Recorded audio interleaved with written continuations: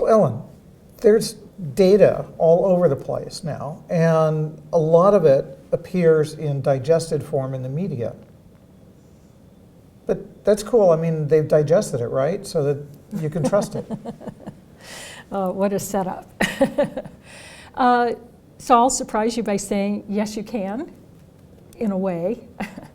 But still, information comes at such a rapid speed that news stories are not as well rehearsed. They're not as well, not rehearsed is not the word, researched as they used to be. There's not usually the time for reflection, getting more than one point of view. So even in a situation where people are trying to be very careful and very objective, I think that it's good to pay attention to what comes in, but always to have a little bit of skepticism, mainly just to set your degree of confidence.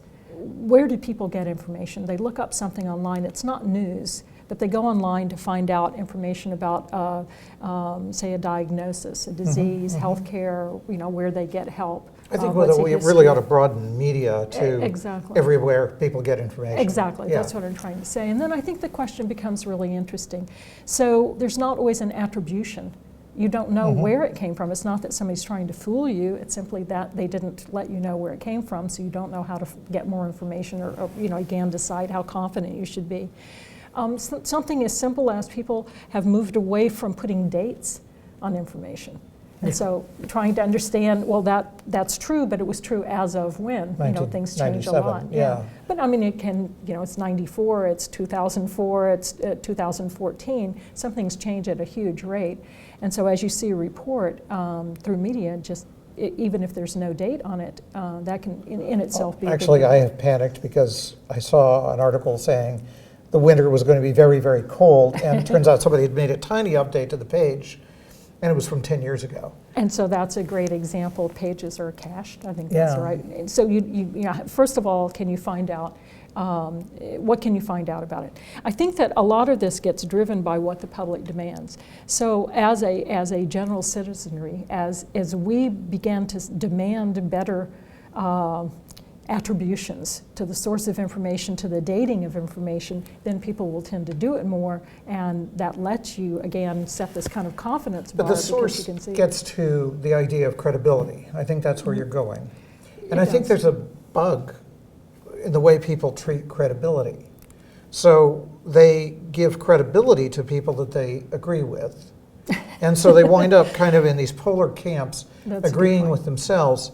My own method, I hope to try, I can't always do it, but I find the people I disagree with most and try to listen as if I were one of them, and then critique my own views from their point of view, and then critique their views. Where did their information and belief come from? And then try to get to whether or not I'm in the lunatic camp. When you said, had kind of the view of how do you authenticate things? I mean, you can't always, it's not your full-time job to go out and do investigative reporting. That kind of defeats the point of all this information being brought to you.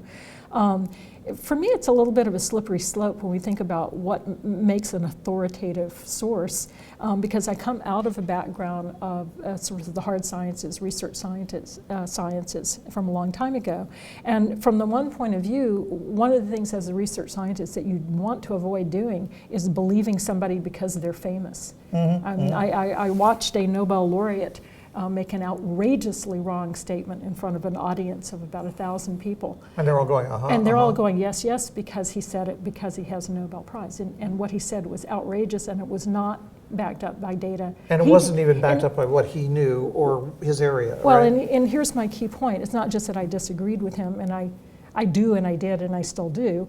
But it's the fact that when he made this outrageous statement, I thought, wow, this is going to be interesting. He's immediately going to present the evidence on which he bases that statement, and I would be very curious to know how he came to that conclusion. And he presented no evidence whatsoever. He said it from a point of view of authority, and we should believe him because he's a famous guy.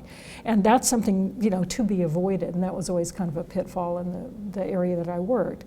And so let me interject. There's also the converse side of that pitfall, which is, as a great man, everybody in the audience goes, He doesn't and get so feedback, after a little bit, he gets no criticism. Yeah. And can go open loop and crazier. As a person who is in a position of decreased feedback, it becomes more important for him to be self-critical. Absolutely. And we should be critical of absolutely. what he says and demand Yes. resources. Yes. But just to help him, but he should also be self-critical and realize that people are saying, purely because of past work. A specialized version of what I was saying, that as a public, if we demand demand more from sources, then we'll get better sources, and he would be doing the same thing.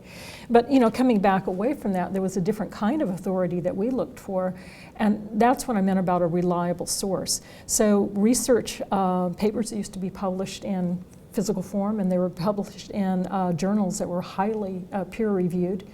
And so that meant that at least at a beginning level, you looked to see what the source was, because it wasn't just coming from one individual. It was something that had been reviewed by a panel of people who are supposed to know what they're doing, and there's no guarantee there. But again, that should raise your confidence level, as opposed to it was published in something where you didn't know, who had looked at it, if anybody had looked at it, or if that publication tends to have well-researched what they publish.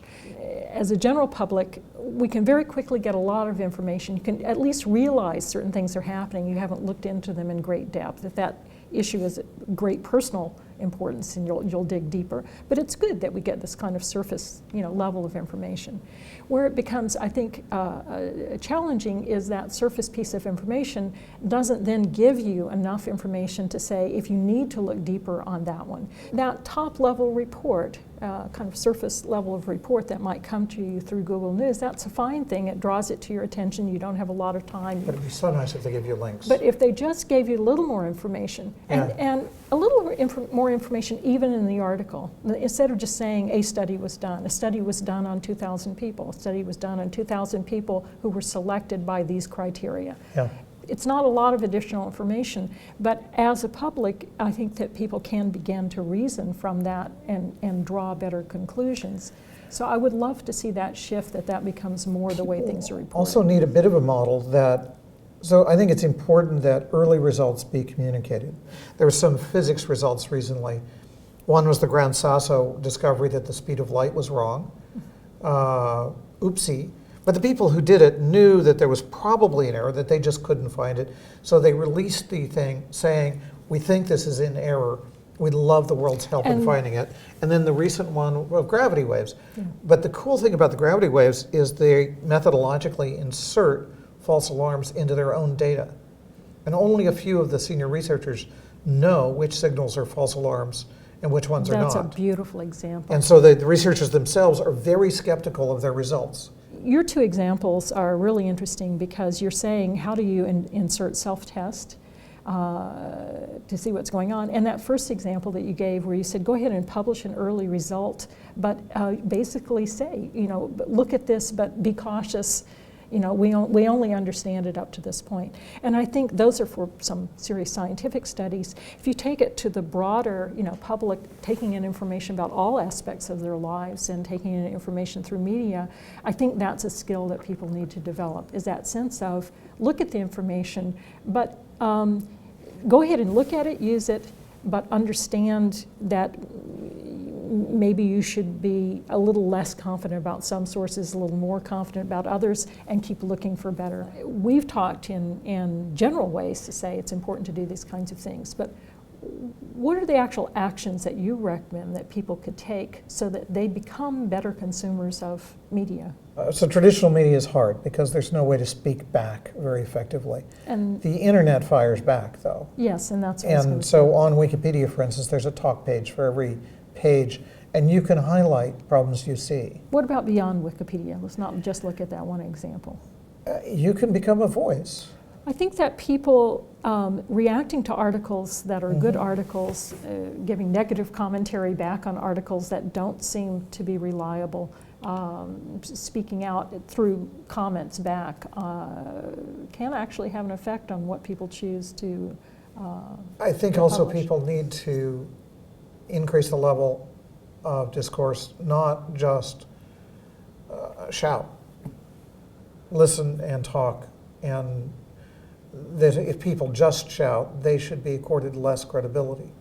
So what about how this changes when people consume media as a mass communication, but they then explore it in a deeper way on a small one-to-one basis. If you talk seriously with somebody, it keeps you thinking, keeps you reasoning about things. You hear the other person's point of view, and those private conversations, if they're happening everywhere regarding what's coming in through the media, then have a power in themselves. Yeah. In fact, I think there's a real role for point of view. I think there's, even in newspapers, you know, in the US, there's this myth that newspapers must be unbiased and so on, objective. Well, we clearly have lost a little bit of that myth. But in other places, they aren't. Yeah, but that's a good point. It's actually nice that people label themselves. This is this point view from this point of view. And so you can sample the opposing views. I think that's a responsible thing to do.